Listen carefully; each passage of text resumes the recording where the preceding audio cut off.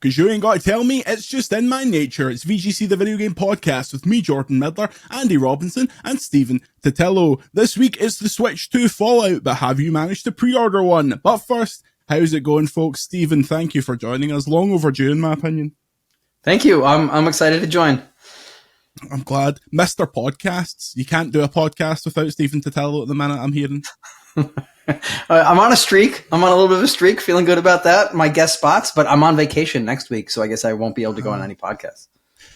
So that's actually a good question, and I think about this a lot. We're all members of this fan-supported media game at this point. When you go on holiday, do you think this is the week they're going to announce that the Switch 2 is going to be $900? Do you take a laptop with you? How does that go? I mean, this is not an exotic beach vacation. This is my kids are on spring break, so we'll go to my family in another state, and we will just kind of hang out there. And we have some activities planned and stuff. But I know that I'm going to probably have to do a little bit of work while I'm there anyway, and I'll have a laptop. So yeah, if something completely wild happens, it's only takes 20 minutes to toss up a story. It takes less than that, as you know, to toss up a story, but 20 minutes maybe to polish it up after the fact too. So it's not like a proper one, but I do try to take real vacations occasionally as well. The anxiety becomes, if you're dependent on reader subscriptions, being okay with the fact that the number is going to go down a little bit because people churn out. And when you're not publishing, there's not as much incentive, I guess, for people to sign up and pay. So usually the paid number flattens or drops. Of course, I'm talking about GameFile, the newsletter that I run. GameFile.news. Free trials available. That's why I'm here. I'm here to talk games with you as well. You can leave. So glad to be talking to you both. This podcast is essentially just a promotional tool for people that have quit legacy media and have started doing Substack style subscription services now. So welcome along. Speaking of people who can't take a holiday, Andy Robinson, how are you? Hello. I'm all right. Andy. Yeah, a little bit fatigued still from the BAFTAs on Tuesday. Yeah. I forced myself to leave at about 3 a.m. Much to Ben Starr dressed as Bellatrix Clown's protest. So I can exclusively tell you, who was left still there at 4 in the morning. I won't, though. Exclusive. I couldn't believe. So I text Ben on the night of the show saying that every single crowd shot is being ruined because you can just see you in the corner of it. They're like, you see, when the Game of the Year footage, if you watch it back, the reactions, the crowd, we've won, and then it just cuts to a sad clown in the crowd. There's an amazing shot earlier of him doing a just straight to the camera interview with BBC News, dressed as the Bellatrix Clown. Very good. He responded back to me about 7:20 in the morning, which I can only assume he had not been to bed yet and he was still fully clowned up. But I was there when Lucy James got delivered his makeup remover that she had to go and stash in her hotel room for him to take the makeup off at some point. Oh, our boy. Well, it's a big week. It's more Switch 2 stuff, would you believe it? But first, if you want more podcasts, videos, and extra content from VGC, that's patreon.com/videogameschronicle. You can also get ad-free browsing on the site if you're a member of patreon.com. Not only that, we are giving away copies of Promise Mascot Agency. Send an email to podcast@videogameschronicle.com telling us your favorite sports mascot, and I will send out codes. Those are on Steam. We're also giving away the press kit, which is behind me. That's on patreon.com/videogameschronicle. Enough of the nonsense. Here's some other nonsense. Story number 1. Nintendo delays Switch 2 pre-orders in the US due to Trump tariffs. Pre-orders for Nintendo's new console went live in Europe and the UK this week, following the firm's Nintendo Direct presentation. Now the US hasn't got theirs because of the Trump tariffs, which are changing as this podcast is being recorded. Nintendo provided this statement. Pre-orders for Nintendo Switch 2 in the US will not start on April 9th, 2025, in order to assess the potential impact of tariffs and evolving market conditions. The launch date of June 5th is unchanged. The tariffs have been paused in most instances, but Stephen Titello, what does this mean for your chances of getting a $900 Nintendo Switch 2? Well, as the American on this podcast, I first have to apologize for what my country is doing to the world. Sorry. It's not good enough, Stephen. I think that Nintendo didn't move their release date in part because they have so much invested in the marketing around that date, right? That would be, inordinately expensive for them to do that. And the reporting even last week before the tariffs was that Nintendo has been stockpiling Switches, importing them from Vietnam and elsewhere where the systems are remanufactured, stockpiling them in the United States, anticipating some sort of tariff levy. In general, you're going to imagine that hardware makers are going to, inherently have to be shipping hardware to the regions where they're going to sell it ahead of launch anyway. And there's no reason to think that the Switch 2 as hardware hasn't been done for quite some time. So they're prepared, and they're prepared, I think, to sell it for what they said they would sell it for, but if they had to mark it up. If the tariffs now stay what they are, which is what Trump is saying would be about 10% for every country, including Vietnam, instead of 46%, which is previously what it was going to be for Vietnam, then in theory, Nintendo doesn't need to raise the price in order to protect its profit margin. But Trump also is intensifying the tariffs on China, where presumably there is still, hardware, parts sourcing, manufacturing for Switch 2 and other game consoles as well. So I don't think the industry is out of the woods yet in terms of the cost pressures and price pressures that all the companies are going to experience. And really it comes down to not just where is the machine being built, where do the parts come from? It's multiple countries. The ESA, the US lobbying group that all these companies, including Nintendo, Sony, and Microsoft, were all parts of.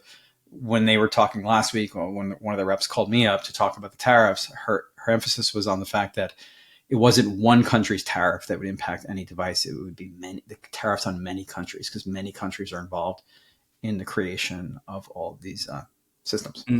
I'm ready for the $2,500 PS5 Pro, and you know what? I'll buy another one.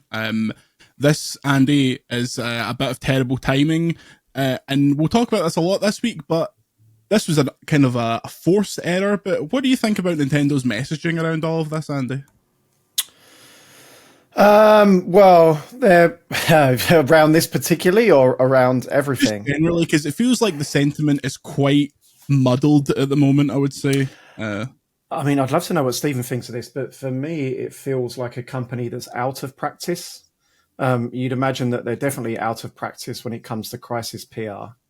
But certainly, yeah, they seem to be stepping on a lot of, minds unnecessarily.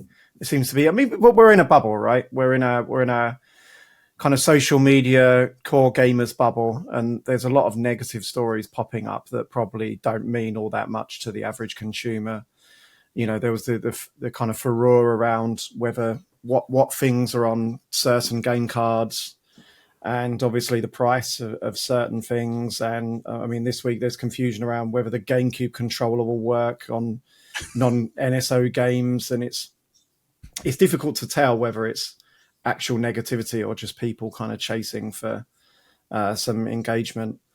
But I don't really see how they react any other way around the tariffs. I mean, Christ, it's a nightmare, right? I mean, it happened on, I don't know how it worked for your time zone. I guess it was probably even worse for you, Stephen. But when we were in Paris for the Switch 2 event there, we was kind of sat there in the evening. It was like, oh, so we've had all of this, and then after all of that, these tariffs have all come in, and it's kind of torpedoed everything. You didn't know what to believe. Right. Well, it was all pre-announced, right? Trump had announced that he was going to reveal his tariffs that day. I think even to the time, I think the original time was supposed to be a little earlier than when he did it. And Nintendo had announced their Nintendo Direct for the Switch 2, I think way back in whenever they did the first reveal, they at least revealed the date.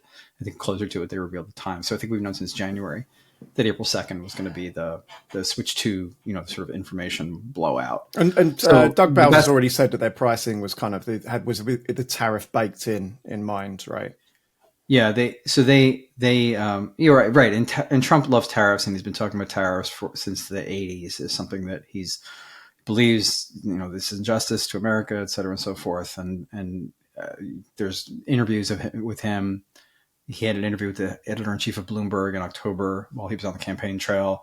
He's basically mocking the editor-in-chief of Bloomberg for being horrified at Trump's love of tariffs. And the EIC of Bloomberg is saying, well, 10 million jobs in America are dependent on trade. Are you really sure that you want to ratchet up tariffs? And Trump's thing is, well, how does it feel to have been wrong about an issue your entire career? And I'm going to show you how. And sort of the Trump MO is to be steadfast in his take and then kind of live for the attempt to humiliate people who disagree with him. And so it's sort of always been understood that a tariff, intense tariffs were coming through his second term.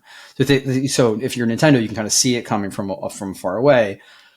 The challenge, I think, was just that the tariffs were higher even than people were expecting. And so whatever they had baked in doesn't seem like they baked in enough. And so they created this window for them to wait, right? To wait in the United States. And so as Jordan was saying, they announced on Friday of last week, 2 days after announcing the pre-order date of April 9th, they said on Friday, actually in the US, it won't be April 9th. You won't be able to pre-order, switch to on April 8th of this week. They said, oh, by the way, Canada, sorry, you won't be able to pre-order either, which seemingly was meant to stop Americans from pre-ordering through Canada and preparing to sort of cross the border to do that.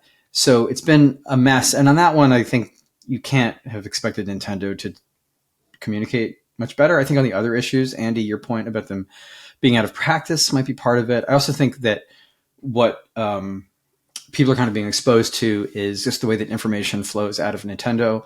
If you contrast them to, say, Microsoft, Microsoft is able to disseminate information that's decisions that are made in the United States. And so they're accessing English language press in both the United States and in Europe quite quickly and efficiently from what I see. And so you get, a little bit closer to at least what the official company information is, and they're able to provide a breadth of answers on topics, if not depth, right?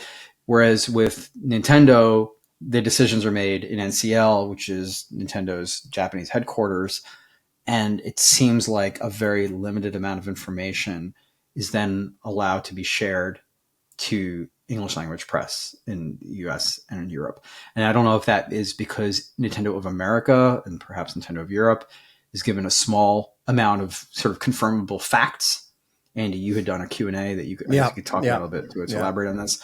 Or if it's that NOA and NOA are themselves sitting on a lot of information and then deciding to give out a little bit.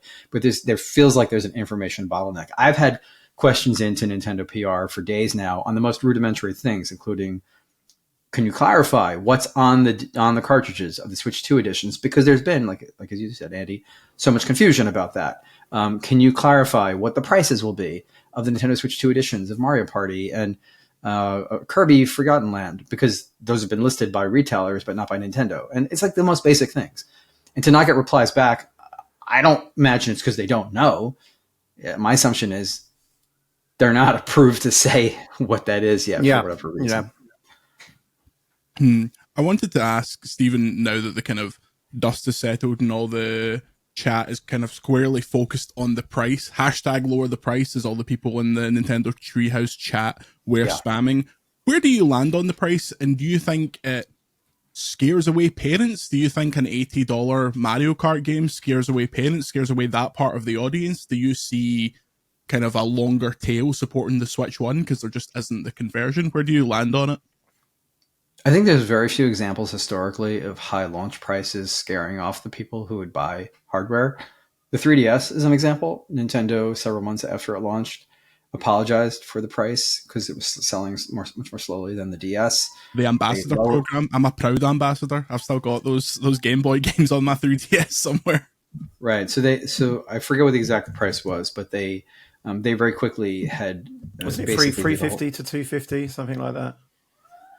Yeah, it was a pretty steep one. And then they lowered the price. They created the whole ambassador program. And then they said, I think it was, this is going to make for great podcasting.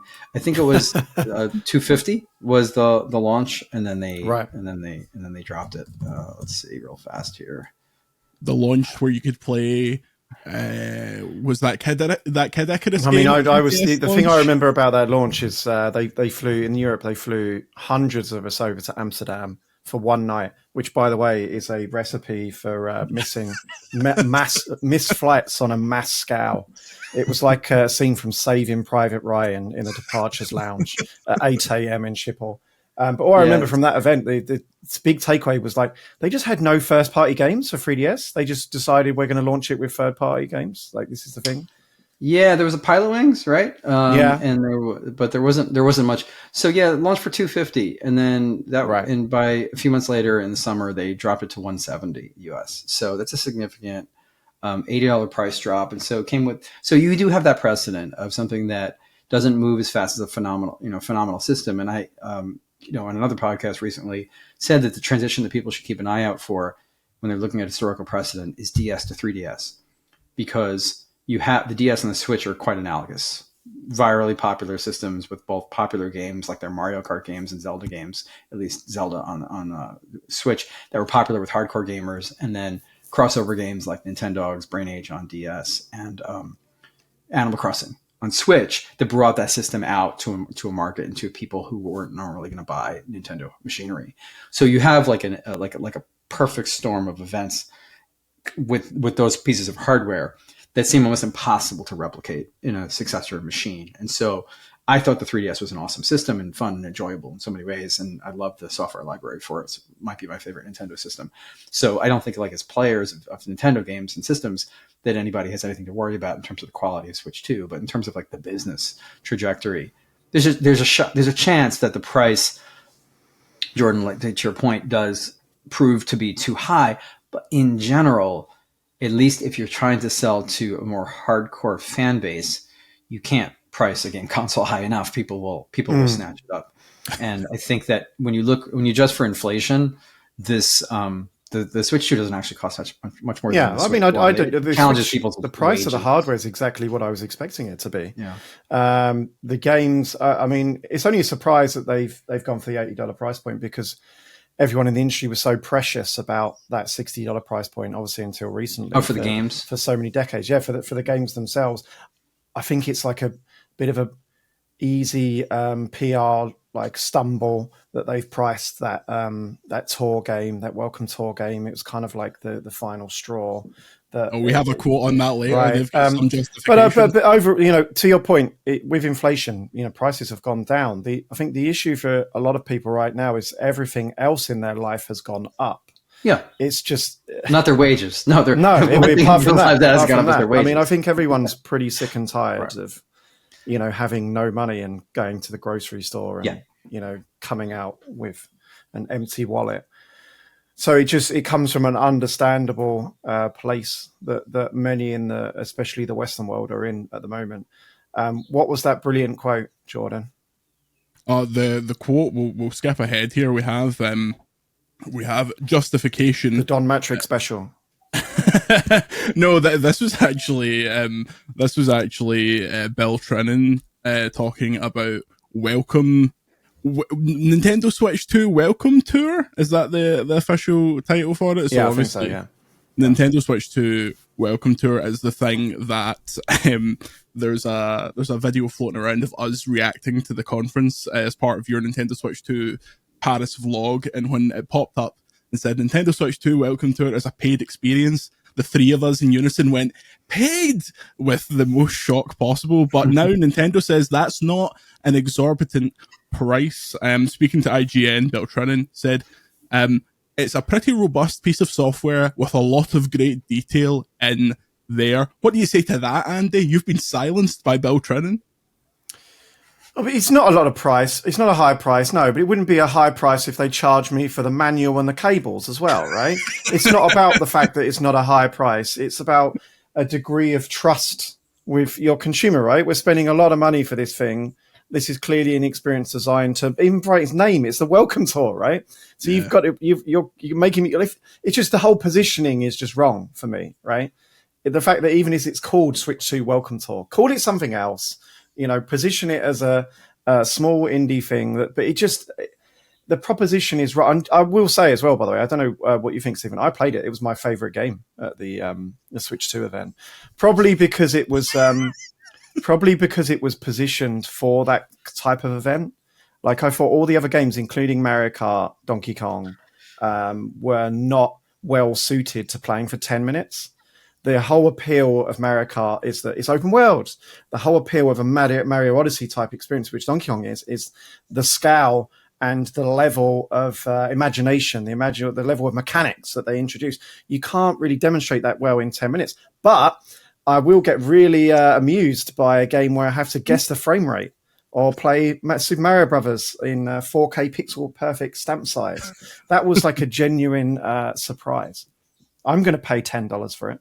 Of course you are. I think that as Andy said, it's the name is part of the problem. And even I think even if you change it to something else, if you called it like, Nintendo Switch 1-2 or something. 3-4 Switch. 3-4 Switch 2, that'll do.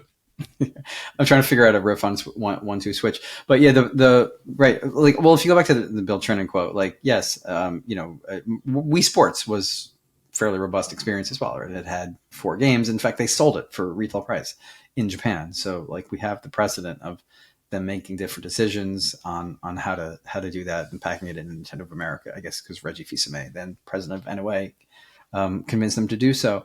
The game is interesting. I'm a sucker for Nintendo making minigame compilations because it allows them to get experimental. And while I was not as enamored with guessing the frame rate of a bouncing ball as Andy was, I did find there to be some intriguing experiments that looked like they were in there, as well as the fact that everything that we were shown in terms of minigames in Switch 2 Welcome Tour were the like beginner versions of those challenges. So there's a harder Mario, or at least a more in depth or something. That was part of it for me. I sensed that there could be some really special stuff in there. Right. So you're doing the Mario 1-1 unfurled across a 4K screen, just one long stretch game, but there's something you can unlock beyond that for the 4K experience. Is that going to be other Mario levels? Is it going to be other NES games that are also like? Are you going to do all of Zelda's Overworld, filling out bit by bit? Ikaruga. It's going to be stamp-sized Ikaruga.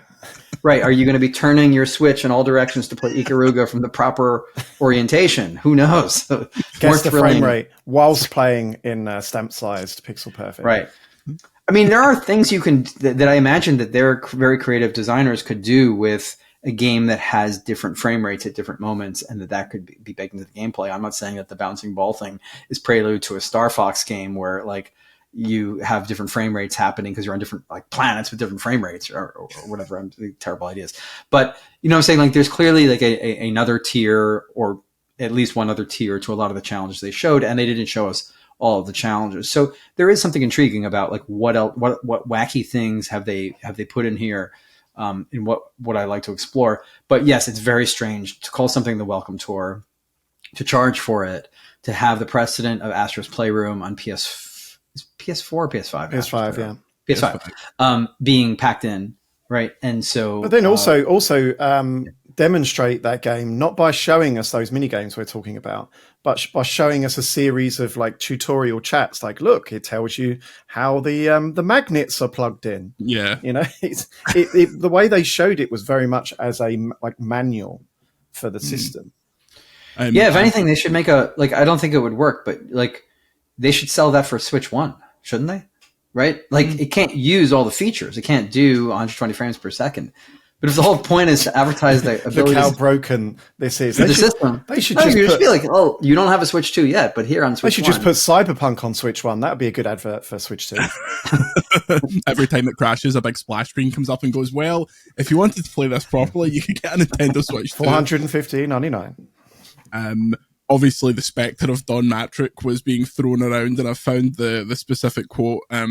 Some people may not be able to afford the Switch 2's price point, and that's why we wanted to make other Switch platforms available. That's from Doug Bowser. Wasn't he talking about like there was like servicemen on submarines who were like complaining? Don Matrick, not Bowser. Can we talk, by the way, about how it's kind of rough to be a Switch 1 only owner this summer? I don't know if Nintendo is intentionally trying to generate this feeling of missing out amongst the Switch 1 owners, but they have a really stacked lineup, even from the start for Switch 2, that Switch 1 owners will be left out from. So on June 5th, currently there's no new Switch games on like dated, right? We know a couple are 2025, Metroid and Pokemon or some point later in the year. But Nintendo has managed to achieve a nearly monthly cadence of new releases for Switch 1 since the system launched, which is pretty cool, right? Even this year, they had a Donkey Kong remake in January, I think they took February off, but then March had the Xenoblade Wii U game came over for it. And you go back into 2024 where people thought that was going to be a slow year for Switch. And there was like a new game for Switch from Nintendo every month. It's like falling off a cliff now. There's nothing for Switch in April, May, June, July, August, etc. Yes, and Metroid will eventually have a date. And you compare that to Switch 2 and you get, if you buy it on launch day, you get the Welcome Tour, you buy them. Mario Kart, right? July is July is Donkey Kong. There's all of the Zelda upgrade opportunity, games. There's Mario Party and Kirby upgrades in the summer. There's Dragon Drive in the summer. So there's a whole bunch. And as far as I can tell, if you're a Switch 1 owner, you're gonna be like sitting there, wait, there's upgrades to the games I have. Do you know what though? I do think a new Metroid Prime and a new Pokemon beats everything that came out last year on Switch. Not individually, just I would trade one kind of like HD port a month for those two games. Oh, sure. My point is just simply that the people who were enjoying getting a new game. I still suspect they're gonna announce a ton. Well, I mean, they have to, right? I mean, they've got to start shadow dropping stuff. I'd be amazed if they're actually going to go through the next couple of months without dropping some Switch 1 stuff. And they've got precedent for that, right? Like they've announced stuff just on Twitter before and then released them a couple of months later. And this is the time of year as well, to your point. This is the time of year where they do the weird experimental thing.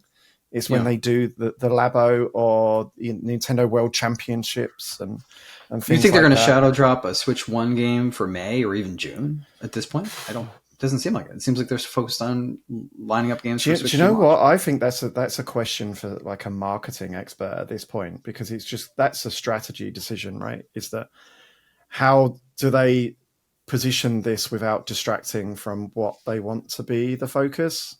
Maybe that's an intention.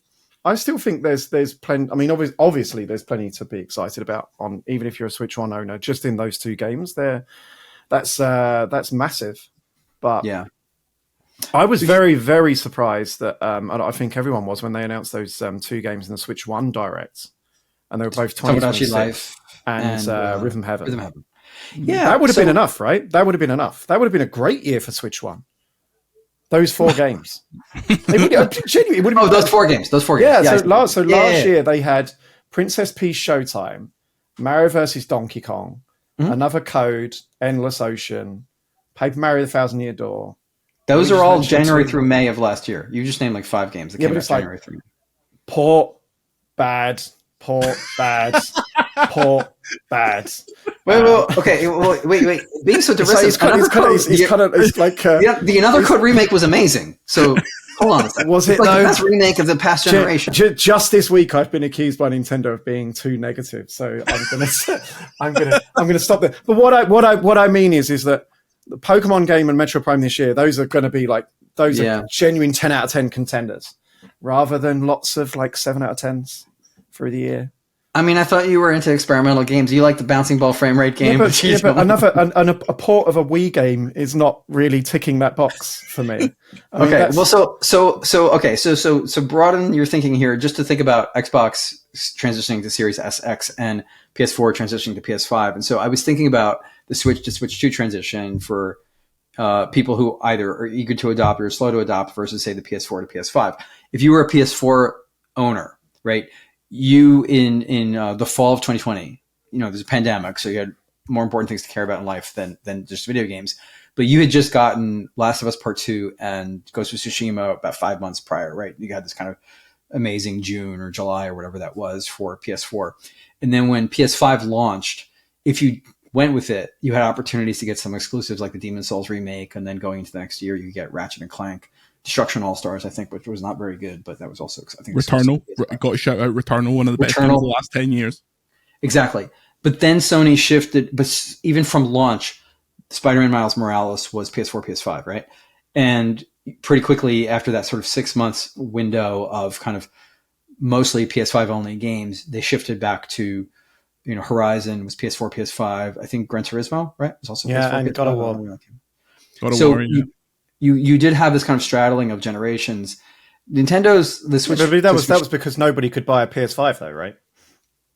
I mean, I'm sure they've said that on the record. they didn't nobody could buy a PS5 for 2 years. So if they were releasing all these PS5 exclusive games, it's kind of diminishing returns to them. You think that they decided about which platform? It would have been the biggest heel turn of all time if that was it was always intended. They spent the entire kind of build up to the launch saying we believe in generations, and it's going to be. I'm sure Jim Ryan said he wanted it to be the fastest transition in history. You think Horizon Forbidden West was originally going to be a PS5 only game? At the last minute with the pandemic, they decided to also make it run a PS4? That doesn't sound plausible. But I mean, is it unplausible though? I mean, they do that with PC ports. I mean, these are games built on PCs, and a lot of that it's just marketing razzmatazz to me that it has to be, it could not run on this system. And even Ratchet and Clank Rift Apart, right?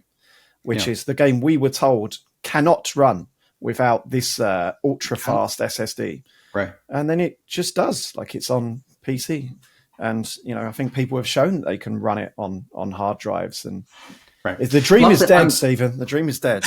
The next generation dream. I don't know what we're arguing. I'm just trying to compare the transitions, and I think Nintendo. Yeah, sorry, I sidetracked you there. Nintendo and Sony. I think Sony may have eased people a little bit more into the PS5 era and allowed for a little bit more crossover. I mean, even as I'm saying that, though, I'm realizing that Rhythm Heaven and like we said, Metroid and all those are going to be available to Switch One owners. So maybe Switch One isn't going to feel abandoned for a year, but there's certainly a noticeable slowdown from their cadence of releases. And in some cases, you have things like the Kirby and Forgotten Land expansion, Star-Crossed World. I played it at the showcase. Andy, I don't know if you played it. No, it did not feel like it needed to switch to. No, I wouldn't be surprised. I don't know if this was the point you were about to make, but would you be surprised if a lot of these expansions were also coming to Switch One? If they were, perhaps there would be reason for them not to announce it up front. That would be a way for them to. They have 100 over. I mean, it's not just the amount of systems they have. I mean, obviously they talk about their active users. Nintendo, They've got over 100 million active users on Switch. They're almost competing with themselves at this point. They need to keep those users engaged. I tell you what, excuse me. Beyond that, the thing that surprised me most was that GameCube is on Switch Online is exclusive to Switch 2, because that's the sort of thing that they do to keep users engaged. Is put out some more Switch Online games, some more formats. Right. Maybe Switch One doesn't run it. Run their GameCube emulator to their. I mean, I haven't watched the video, but Digital Foundry did put something out this week, because I'm pretty sure the technology that Switch is based on, the NVIDIA tech, because it's basically isn't it like basically an N? Do you remember the NVIDIA Shield? That handheld they had? Yeah, so they had GameCube games running on that in China, I think, like with their own emulator. Yeah, I don't know. It might. It could be a tech thing. It could be a marketing thing. But also, like, if that doesn't kind of mean anything for Nintendo, there's like kind of historical precedent that they would pull the entire thing if one particular feature didn't work. Like, say for example, every Switch Online game you can play online with your friends. Like, if it has local multiplayer, that something like that. Oh, it doesn't work, so we're pulling the whole thing. I'll give you an example. Somebody found a collector found a N64 Rumble Pack that ran without batteries. Like, they found one from a developer or something, a flea market or something like that. And it's like this really unique piece of kind of Nintendo history. Like, wow, it doesn't. Sure. So why does the retail one require 2 batteries? If this proves right, there's a working version that runs off the system, because if you used 4 of them, they couldn't draw enough power from the system in 4-player. So therefore, every Rumble Pack requires 2 batteries, just because in this one use case they wouldn't work. Yeah, that's interesting. Yeah, that sounds like the kind of decisions that they would make. I'm not saying that I think that the Star-Crossed World and other kind of expansions like that for Switch 2 edition games will necessarily ship at the same time on Switch 1 and Switch 2. And in some cases, like the Mario Party Jamboree TV expansion requires a camera, and that's just not supported by Switch 1. My thinking is more, I played the expansion to the Kirby game, and I felt like this is a choice that they're making to put this exclusively on Switch 2. And it feels like a marketing choice rather than technology choice. Maybe I'm mistaken. Maybe it is doing something amazing with the way it creates crystalline, structures in its worlds that the Switch 1 could not possibly render. But I think that if you're you're Nintendo, you're kind of selling people on this idea of you enjoy this game on Switch 1. Well, if you want to play more of it, Switch 2. And in that way, we may see early signs of them trying to make the Switch 1 the Wii U for the Switch 2. That is, the Wii U was the console with the library that Nintendo was able to tap to fill in the gaps between major releases. Maybe we'll see Nintendo say, okay, well, between our big mega releases from that are being made fully from the ground up for Switch 2, we will fill that out with occasionally dipping back and expanding a beloved Switch 1 game. 100%. That's going to be the new drip feed for them, isn't it? Yeah. Well, after the break, we have more Nintendo Switch 2. Buckle up, because it'll be this for a couple of weeks. And remember, you can get more VGC on patreon.com/Video Games Chronicle. And we'll see you in a minute. And we are back. Stephen, you were on the ground in New York City, City of Apples, talking to third-party developers about the Nintendo Switch 2. And they seem pretty jazzed about this. You chatted to Firaxis and I believe Avalanche, who make Hogwarts Legacy. What's the word on the street about the power of the Switch 2 for third parties? Yeah, I talked to Supergiant as well. We're making Hades 2, so the developers were all there. Of course, they're at a Nintendo event. They're being hosted. They're not going to say anything negative. It's absolutely useless. We're not doing anything else with it. Right. So they're going to be happy and grateful no matter what. And they were, and they said they were excited and they were impressed. I was trying to zero in on learning what I could of how was it to develop for, to get any sort of sense of it's been sort of the development kit is easy to work with. Nintendo's been easy to work with or not. And again, I wasn't really expecting anything negative, but maybe even noticing the absence of praising a certain aspect of it. It could be an indicator. And I was also just wondering about comparative power performance. So in all of these cases, Civ 7 for Firaxis and Hogwarts Legacy for Avalanche and Hades 2 for Supergiant, you have studios that have made these games already for other hardware, PC, and for the Hogwarts and Civ games, higher end consoles as well, right? And in fact, even Switch, so lower end consoles as well for Switch 1. So I was trying to get a beat on where does this sit for them? So NVIDIA, when I spoke to these devs, had not yet put out their press release boasting of a 10x performance for Switch 2's chips compared to Switch 1. Digital Foundry and others have said since then, maybe 10 times is a little bit of an overstatement, but there, it is magnitudes more powerful. That makes sense. It's over a decade's worth of of technological improvement over the Switch 1. I think earlier this year, I noted that the iPhone that released, I think the year the Switch 1 came out was the 6 or the 7, and they're up to 17 now or something. So, if you just think about how much more powerful a phone is now, if you think about those relative models and what it can do, it makes sense that Switch 2 is going to feel so much more dramatically more powerful than its prior system. One of the longest hardware generations that we've seen from any of the major hardware makers. What the devs said was the Firaxis folks said Nintendo was very easy to deal with, which was good for them. They were bullish on the mouse controls. They said Nintendo really wanted to help them with the mouse stuff to help showcase that. The Hogwarts folks said they originally tried to just upport their Switch 1 version, but they realized they could get better performance, so they started using more of their assets, the high-res assets they had from the console versions. They no longer have to make load time compromises in terms of going to Hogsmeade. It's no longer a hard load.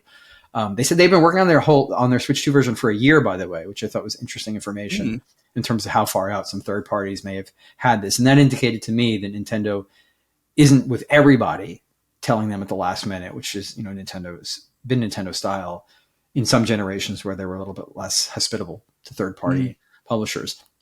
And then where I dropped the ball, unfortunately, is not really pressing people while I was at the event about comparing the Steam Deck performance of these games with the Switch 2, because I think it's a pretty relevant comparison. So I at least tried to pick up the ball by emailing Greg Kasavin, the co-founder of Supergiant, after I left the event, and he sent me back a note. I said, can you compare it, the Steam Deck performance? And he emphasized, as they have since then in their interview with Nintendo, the 60 frames per second performance they're getting across Switch 1, Switch 2, and Steam Deck, regardless of the fact that of those devices in handheld mode, obviously the one with the biggest and best screen, OLED technology notwithstanding, is the Switch 2, and yet getting a performance that they like. So everybody, extremely happy was the quote I think you guys and others went with, which was a reference to the Firaxis devs, and specifically to the graphics team at Firaxis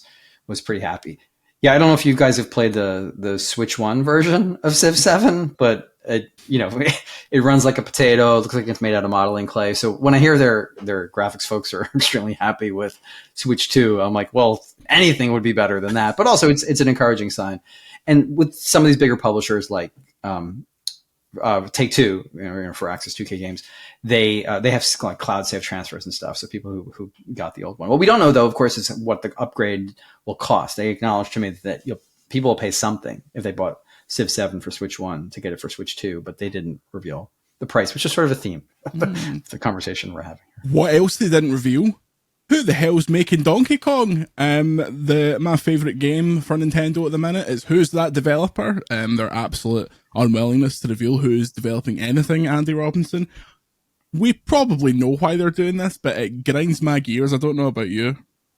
Well, unless Stephen can correct me, I think they only play the Guess That Developer game when it's not them. I would imagine if this was EPD Tokyo, the Mario Odyssey team, that they might be there front. I don't know why they would not answer that question if that was the case. I don't know why the developers wouldn't be on the direct saying... You almost answered your own question right there. Well, one of the reasons they wouldn't say it is because it would be a tell about whether there's a 3D Mario coming. So if it was the EPD Tokyo team and it was the team that did 3D Mario games and they've actually been working on a Donkey Kong game all this time, it would be an indicator. So there are some reasons, but yes, largely the studios they've avoided acknowledging of late have been third-party studios. Even there's a wrinkle because you had Masahiro Sakurai tweeting last week that Bandai Namco is developing Kirby Air Riders with him. So you have an instance of somebody, a pretty big name, not officially employed by Nintendo, but a pretty big name developer not having any problem with saying that which studio. And notably, I guess by saying that, indicating that it wasn't HAL making it, which was interesting. But Sakurai, he's been working with Bandai on Smash, I think. Yeah, and he directed Kirby Air Ride, so I mean, I'm pretty sure they set up a specific team. But Bandai Namco has been working on a lot of Nintendo stuff, I think, as support. And they set up a specific team, I think, for Nintendo development. So that's less surprising. There were lots of it's a very Odyssey-like game, right? Even down to the UI and things like that. The Donkey Kong Bananza I'm talking about. But there were just little parts of it. It didn't feel to me. Again, I only played like a 20-minute demo, and I'm going to play it again tomorrow. And I'm really looking forward to spending more time with the Switch 2 demos. Right. But they were just straight off the bat. There were little tells that I thought doesn't feel like a polished Nintendo first-party Mario team project. Like the core mechanic, where you can kind of dig through for the destructible scenery. On the surface, I thought, well, that's like we've done that. Like there've been games. I mean, Red Faction Guerrilla's the popular pun going around at the moment, but we've played that game, right? It was cool 20 years ago. On itself, that I wasn't as convinced by that, but then it just brought up lots of little problems that felt very un-Nintendo-like. Like the camera would just get stuck because you've literally dug yourself into a corner, and then you can't see where you are. And they've had to put a button in that shows you everything through the walls and the scenery. I don't think that's a Mario Odyssey team game at all. I was very excited by the demo. I really am interested in what we're going to see there because it's such a systems-based game, and it is about digging and about the materials of what Donkey Kong is throwing. Your little targeting reticule when you're throwing will tell you which type of surface you're pointing at, and so you're understanding that if you're holding something, it's heavy rock, and you're throwing it into dirt, you're going to create a divot. And if it's rock as well, it's going to bounce off or whatever the different relationships between the properties are. The Mario team hasn't made systems-based games like that before. And so part of what's interesting about, and really I think what's exciting about Mario Kart World and about Donkey Kong Bonanza is whether we're seeing the influence of Breath of the Wild and to extension Tears of the Kingdom on some other Nintendo franchises, whether they're made in-house or not, right? Breath of the Wild kind of rethought a series that already seemed largely to be in pretty healthy state creatively. I guess some people felt, Skyward Sword and all that had gone in a bad direction, but those games are still extremely fun. And Breath of the Wild was like, but there's a whole other way to do this, right? Where we just open things up. Mario Kart World feels like it might be doing that as well. And then Tears of the Kingdom layering on top, having so many systems layering on top of some of the interesting physics interactions that occurred in Breath of the Wild, seems to have maybe opened the door for other games from Nintendo that are very much systemic, based in terms of their gameplay, but that's not the kind of thing we've seen from the Mario team. But I'm very interested in it, like to say, okay, we're gonna kind of set our design loose, or third-party partners' design loose, on kind of this overall concept of just kind of digging, excavation, different materials and properties, and what can we get out of that. I think is really fascinating to see. They're not going to let that game be bad. It's pretty. No, I don't think it's going to be a bad game by any means. I think it was a bad game. Well, not a bad game. Mr. Negative. Nintendo's challenging game to demo, right, in 10, 20 minutes. If it is, I mean, imagine it's a good example, a good comparison. They were going, oh, here's a 10-minute demo of Breath of the Wild. Like, first time you ever played it. Yeah. I don't really get this. What is it? Like exactly. I had that field experience is empty, and before I picked up a stick. Like, what am I doing? Like, I don't think you can really get that sort of game at that scale in a small demo. So I'm on the fence. There's absolutely no doubt it's going to be a good game. I'm just not quite convinced from the way they're messaging it, and also there's those little tells that it is the 3D Mario team. I wouldn't. Would you be surprised imagine if it isn't the 3D Mario team? Would you expect them to announce a 3D Mario before Switch 2 comes out? I mean, what's the big November game this year? Are they not going to do an SGF timed direct in June? I would expect them to do another direct before it comes out. Yes, but the question is that you've got Mario movie coming out in March. So Mario Kart comes out in June. Donkey Kong comes out in July. I guess you fill 2 of those months with Pokemon and Metroid, but they're Switch 1 games technically, but I'm sure that wouldn't bother them. So what's the big Christmas game this year? I can't see Kirby them Air releasing Ride a Donkey Kong game and a Mario game in the same quarter or 6-month period. I can't see that, but would you be surprised if they announced a 3D? I mean, if this isn't the Odyssey team, they've not released a game for 7 years, to 8 years. There's the question of who made the Bowser's Fury that came with Super Mario 3D World, which I think people assumed was NST, but they don't. We don't really know what NST is up to. Are they making Drag and Drive? Who knows? Who knows what they're doing, right? But there was that 3D Mario that kind of gets a bit overlooked. The more open world Bowser's Fury, which came out a few years after Odyssey. Which was great. Yeah, it's really good. And so there's that. I mean, Metroid and Kirby Air Riders is announced as an exclusive for 2025. And that's, I don't know. I would not be surprised if the game gets delayed, but in theory, that's a big fall game. And was that announced for this year? Yeah, pretty sure they said 2025. Wow. And then you have winter, which always confuses me as to what people actually mean by winter, given for whatchamacallit? Hyrule Warriors, the new Hyrule Warriors. Oh, yeah, that thing.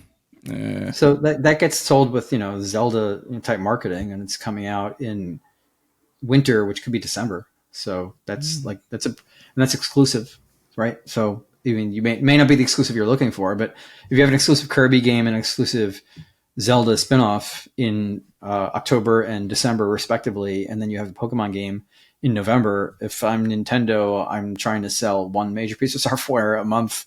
That's pretty much, fills it up. I'm a spoiled Nintendo fan, Stephen. Spoiled. I want my big Mario game. Where's my big fan? I mean, Mario Kart World, by far and away, to me, is the most exciting game on Switch 2 at the moment. Wait, more than the frame rate thing? More than the frame rate thing? I didn't send a previous comment. I was finding it difficult to be excited about another Mario Kart game to hold a launch lineup up. But the Forza Horizon influence, the open world thing, is just perfect. Like, absolutely perfect reinvention of that. But I left that direct. Where's my 3D Mario? The Donkey Kong game, I'm not convinced. Next year, the year after that. Like, it's like 7 or 8 years of this. Don't worry. What's going to come out first, GTA 6 or another 3D Mario? GTA 6. GTA 6. Right, boys, we have a lot of questions, a lot of game file fanatics in the VGC Discord. Let's start off with Kron. Does extensive professional experience in the industry mean fewer moments where something is a big positive surprise, or do you still experience that often? What was the last games industry news that truly shocked you in a positive way? Mine was during the Nintendo Switch 2 Direct, when they announced the XD Gale of Darkness and Pokemon Coliseum are coming to GameCube. I lost my mind because I thought they would never do that. Stephen, what was the last surprise that you weren't in the know for? I don't know. That's tough, and it's not necessarily because I'm like Mr. in the know on everything that you're the real insider, as far as I'm aware. But it's more just I don't know.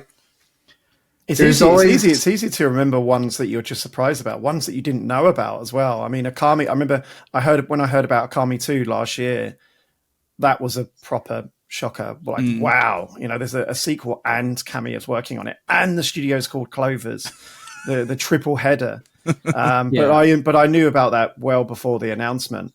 Probably, I'd heard I'd heard for a couple of years ago that Fumito Ueda's next game was going to be really good from somebody who was familiar with the project. But this is the Shadow of the Colossus, lead developer.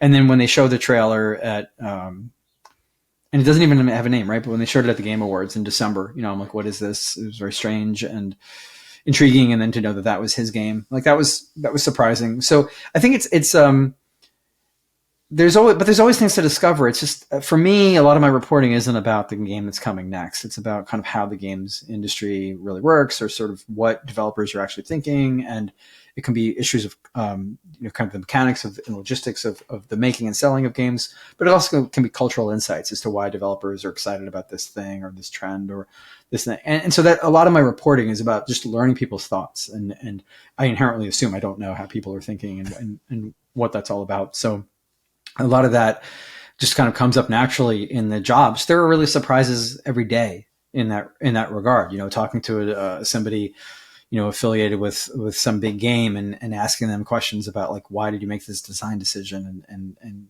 what they elaborate on that, is good. I will say, I did not know, going back to December, that the CEO of Saber Interactive had a private jet, let alone was I expecting him to invite me to fly across country with him the next morning. So in terms of things that sort of set me on my heels. So I don't know if you can read about that in GameFile in 3 installments earlier this year as we flew cross country, and he told me the history of the company that people I think best know now for Space Marine 2 and an upcoming Turok game. But there's things like that that are just like, sort of like, wait, what's going on? What are you saying right now? Another recent one for me. A lot of the time it's like, it's exciting to see how it actually comes about, because I've been told about Housemarque's game for a couple of years, but I didn't know like what the name was going to be when they were going to start talking about it. So when that trailer came out, that was cool. Same with Naughty Dog's thing. Yes, I still get joy, but Pokemon remakes, that's what gets me joy. We have a question from Bobby Lashley, who says, do you feel that now is the beginning of the end for physical games, or are Doom mongers mongering a bit too much in the wake of classic Nintendo putting out base detail and everyone just assuming? I think this is in reference to the whole digital carts thing, the whole Switch 2 versions on physical carts. Where are you with physical stuff, Stephen, or have you transitioned to all digital? Because I don't want boxes for things in my house anymore. I say that surrounded by all this crap. I don't want game boxes in my house anymore. All right. Well, first, just Bobby, I got to say, you should let MJF into the Hurt Syndicate. So, I don't think it's the same one, unfortunately. I think it would be a good addition, but thank you for calling in to ask that question. I get a lot of my games because publishers or developers send me codes for them, and they stopped sending discs a long, long time ago. So a lot of what I play is influenced by that aspect of the industry. I find it convenient and declutters my life to not have discs, but I recognize the fragility of it. I happen to also not be very nostalgic, which I know is apostasy, but I don't find myself yearning to go back and play that many older games. I value the fact that there is a priority on preservation and that there is a lack of support for preservation in a lot of the industry, and that there are good people out there trying to make sure that we don't lose access to older games. But in terms of my actual playing of them, digital is convenient. I got kids. It's like anything that can keep things a little bit less messy is good. I think with Nintendo, they have tried to introduce a transition into more digital, even through the digital game card concept that they talked about a couple of weeks ago in the Switch. And so that feels like a setup for moving more and more people over, thinking about physical cartridges and digital cartridges interchangeably. They, I think, though, still have a larger physical game business than a lot of their competitors. Yeah, in part they because they're do. not on PC, where the business has been almost exclusively digital for a long time. But physical, I think, for Nintendo is less likely to go away with the same rapidity that it's going away for PlayStation and Xbox. Yeah. I have a couple of physical Switch games. I've got that Mario remake collection that's surely worth millions of pounds now, since they only sold it for a year. But yeah, They only sold 10 million copies. yeah, it's probably still in warehouses across the globe. Second last question here. Shea Uso, there's been a lot of negativity around the Switch 2 reveal and what Nintendo, quote, needs to do to fix their PR problem. Do they actually need to do anything, or is the internet being the internet and none of this drama will have a material impact? Andy, what do you think about that? Do they need to, is this crisis time? Do they need a crisis management team? No. I think we come back to earlier. I think it was the combination of a lot of different things, right? It's the $80 Mario Kart. It's the welcome tour that you have to buy. It's the Switch One games that you have to pay to upgrade to and cost $80. And now we've got some cartridges that don't have the whole game on. It's just none of these things in isolation are necessarily bad or negative. I just think the way that they all came at the same time, and the way that some of them weren't really like it probably looks like in some elements that there's reasons why they don't share the RRP, right? I mean, especially in Europe, because they don't on these things. But it just that because of that, the way that people had to find out from retailers afterwards and stuff, like, kind of looks like they were trying to hide those elements as well. I don't know. I do think it can be a particularly negative fan base, but then even that feels like picking on them at this point, because what fan base can't be negative these days? Certainly not the Xbox fans. No. They don't need to change much as long as they feel like people understand this is a new system and it's a system that does things that people need to move to get to. The problem with the Wii U seemed to be the lack of urgency from Wii owners, feeling like the Wii U is a necessary thing to have in their life. The problem that the 3DS faced was relatively similar, although they were able, through a price drop, to make sure that system had a bit more support, and it kind of chugged along and did fine. So as long as they are convinced that people are clear that the Switch 2 is a significant enough upgrade to merit a new price, or at least to be aware of and think of as the current Switch model that is the most relevant, if it needs to at least feel aspirational to their customer base, as opposed to being viewed as some weird side, adjacent project, which I think how the Wii U was perceived. That's their main thing. And what things cost is, in the technicalities of what's on cartridges and whatever, like some of that's like confusion that'll be nice to have them clear up. But it's more about selling people on the idea that this is a system to aspire to own. Yeah. I mean, there's no... Sorry, go on. What we'll have... Then they have a marketing rollout for that includes... I mean, they're devoting an entire direct next week to Mario Kart World. That is a very clear sign that they expect what they're making there to be extremely impressive. And that alone will probably get people really jazzed for the system. I can't imagine it's going to be a bad showcase. When's the last time they spent a direct on a single game and it was a flop? Like, this doesn't happen. So that'll be, I think, very interesting in terms of how it impacts the dynamic, and that may even impact the software pricing conversation, because we're going to either have a much better understanding of why they think they can justify selling the game for $80, and or imagine if they signal what the post-release will be like and either say that's all part of the $80 or that's another 20, and then people will start talking about Mario Kart World as $100 game, which should be, Sorry, while we're on the air, the tariffs on China are now 145%. Woo! Here we go. Keep going up higher and higher. To your point, they're understandably incredibly paranoid about the details at this point because they've never had a smooth transition from one successful console to another. There's a reason that the logo is a gigantic 2. They need this thing needs. You're exactly right. Like, it's a new system. This is what it is. It doesn't work with your old one. Let's not confuse have any risk of confusion on any of the details whatsoever. So it's not a surprise that probably leading into that they're even hesitant to answer any of our questions about what we would seem to be very simple topics.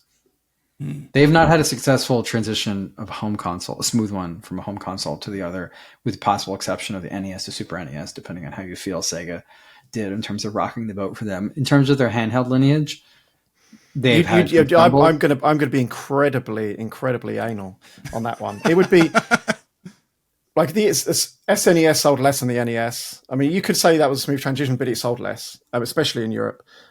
Game Boy Advance maybe, but Game Boy Advance sold less than Game Boy. DS or 3DS. I mean, 3DS. None of these systems were a failure by any means. But you are right. It's very much, we wouldn't be having that conversation if they were all home consoles or they're all handhelds. It's very much a home console thing. But that was their last.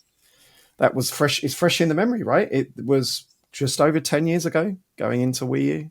I mean, I remember the conversations. You remember the conversations around that, where there were people in Europe, executives in Europe, begging them not to call it Wii U. Please don't call it Wii U. We don't know what this is. We too. Final question from Shady Pine Steve. When are you, Stephen, and Chris String going to fight to the death? I want to know this too. Can we stream it live on VGC? That's my question.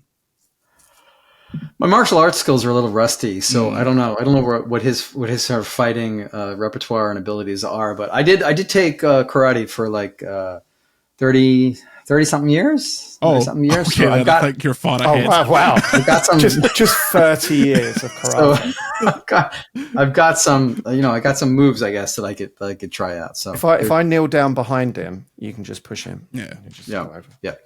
I want to just share a data point, by the way. So Andy, because you're like a lot of people, very console centric. You know how many copies the Famicom NES sold? Copies or what, 62 million. How many units? 62 million.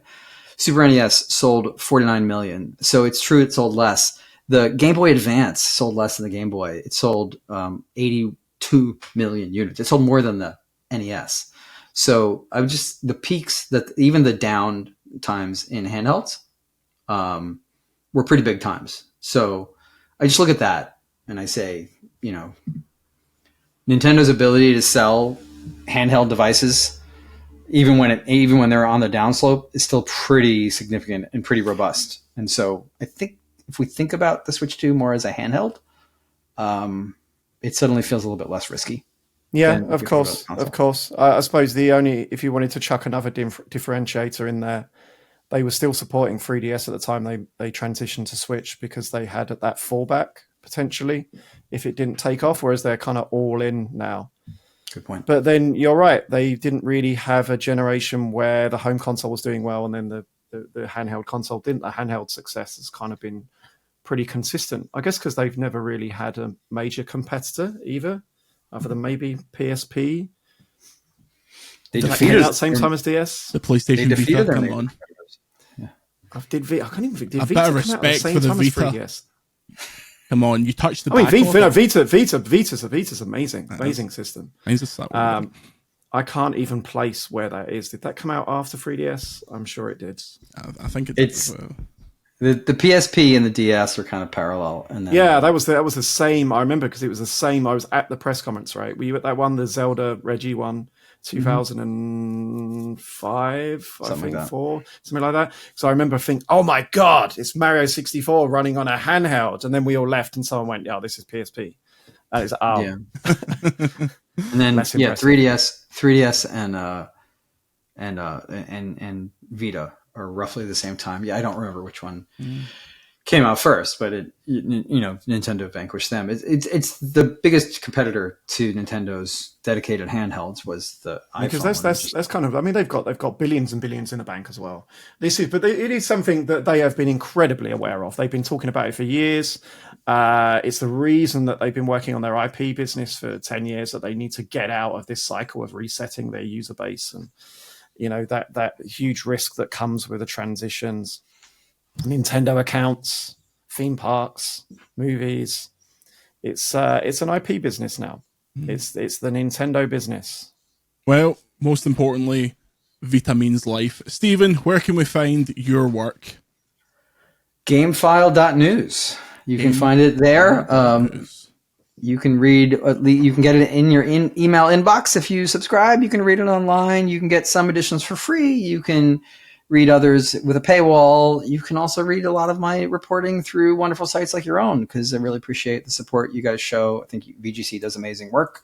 It is one of my essential go-tos every morning when I want to see what's going on in gaming. So much respect to what you all are doing. And hopefully if people are intrigued by what I shared today and don't know my work, check out gamefile.news. You'll see some stuff that interests you.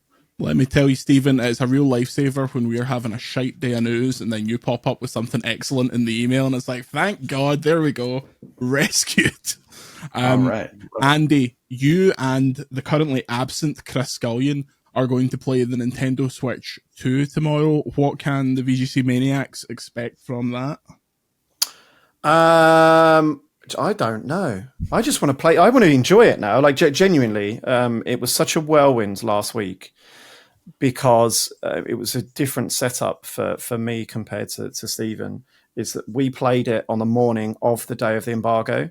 So we played like from 9 a.m. to 1 p.m. and then the embargo was 3 p.m. So I'm constantly thinking about work. I find it really difficult to just switch off and enjoy the thing. So I kind of just want to go and play as a fan. Chris is going to be producing a whole ton of words, undoubtedly, because that's what he does. Dog's work. He's an official Nintendo magazine stalwart. He's going to want to go there and pump out, 2-page previews, as they would do in those days, or 4-page previews of all of this stuff with box outs and screenshots and captions. Andy, I don't know if I hallucinated it. I think the person demoing Metroid Prime 4 Beyond to me said there was an optional 2-mouse mode. So what? You got to try. What's the Samus? See if that's free. Samus gets in the wheelchair from the Dragon Drive game. Why not? I mean, functionally, Morph Ball and would it not work? But yeah, you use the right one to emulate a mouse movement in terms of aiming a cursor and a shooter. But I think they mentioned that you could theoretically use the other one. But I checked my notes. I don't have this in my notes. They told me this. This is one of the things, unfortunately, despite my years of doing this, I still mess up sometimes. I'm sure I'll remember this detail. I was just told at the beginning of this 5-hour, extravaganza of demos and showcases that I'm at. And then, of course, an hour 5, I'm like, what? I'm gonna ask tomorrow. Asking a random teenager that's been hired for the day. Do you know what? I was even thinking this earlier. This is a proper Stephen Totillo gig, right? Like a second bite of the pie. Like if I sent you there, you'd find a unique angle and you'd go, right, you'd analyze all of the coverage that's been done so far and what's not been asked, what's emerged online since this event. I mean, the thing to do is just ask people who are there what they think. You have a chance to talk to regular civilians. No one cares what people think. Oh, you just don't want to. You don't want to do some real reporting there, Andy, and ask people. Just burn up that shoe leather. No one cares. Get Scullion to do it. You'll go up to people and go, "Hey, sorry, excuse me." Yeah, it doesn't sound like Scullion has a lot to work on. So add to his list. I'm gonna stand in the line at Donkey Kong Bonanza and ask everyone, "Who do you think made this game?" Yeah, when all of them say "I don't care" or they say Nintendo, you're going to indirectly validate. Well, that'll be the story. Nobody cares who made Donkey Kong Bonanza. Say attendees. we asked 100 people who made Donkey Kong Bonanza. 99 and they all of them said, we don't care. go away. Well, thank you very much, Stephen, for joining us. We appreciate it a lot. Check out Gamefile. Until next time, we'll be back with... I promise next week's episode won't be entirely Switch 2 stuff. I'll find something that isn't to do with Switch 2, but it's very much the zeitgeist at the moment. Until next time, say goodbye, Stephen. Bye. Say goodbye, Andy. Goodbye. Thanks to the legendary Grant Kirkhope for the VGC podcast theme, patreon.com/videogameschronicle, and we'll see you next time.